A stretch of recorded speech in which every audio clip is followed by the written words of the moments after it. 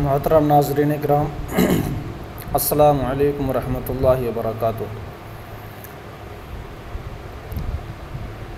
میں آپ حضرات کے سامنے چند عقائد کی باتیں جو اعمال کرنے سے پہلے ہر مسلمان کے لیے ضروری ہے، جن کا سیکھنا اور دل و جان سے ان کو تسلیم کرنا۔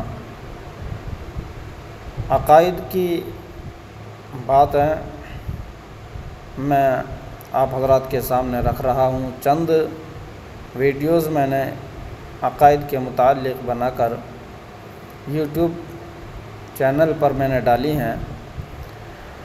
ایک ضروری بات میں اور عرض کر دیتا ہوں، وہ یہ ہے کہ وہابی اور دیوبندیوں کی معتبر کتابوں سے میں نے جتنی بھی ویڈیوز ڈالی ہیں ان میں ان لوگوں کی معتبر کتابوں سے حوالے دیے ہیں۔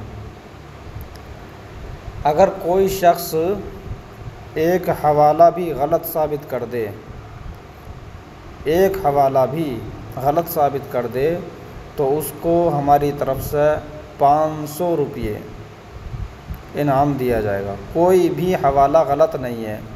پھر ایک خصوصی بات یہ ہے، اس پر خصوصی توجہ آپ حضرات کی درکار ہے، وہ یہ ہے کہ اس میں جو حوالے ہم نے دیے ہیں وہ حوالے ان کی پرانی کتابوں سے ہم نے بتائے ہیں۔ اب آ کر انہوں نے رد و بدل کر دیا ہو، تغیر کر دیا ہو، تبدیلی کر دی ہو تو اس کی ہماری کوئی ذمہ داری نہیں ہے، کیونکہ یہ اتنے بڑے منحوس اور اتنے بڑے کمبخت ناہنجار لوگ ہیں کہ جو بات لکھی ہے اس کو مٹانے کی کوشش کرتے ہیں۔ جو بات پہلے تو چھاپ دیتے ہیں غلط سلط لکھ کر، آقا کی شان میں گستاخیاں کر کے۔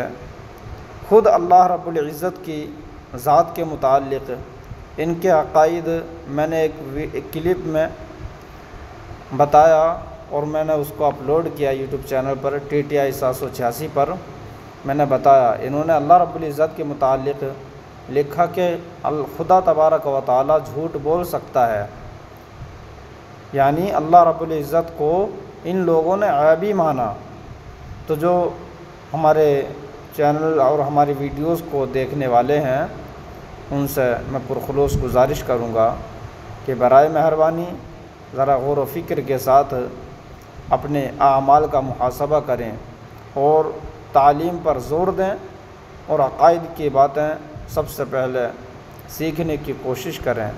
جب عقیدہ درست نہ ہو تو پھر ایمان ہی نہیں ہوگا، اور جب ایمان نہیں ہوگا تو پھر نماز، روزہ، حج، زکوٰۃ، صدقات، خیرات، تسبیحات اور جتنی بھی مالی عبادتیں، بدنی عبادتیں ہم اور آپ کرتے ہیں، ایمان نہ ہونے کی وجہ سے سب ہماری رائے گاہ جائیں گی۔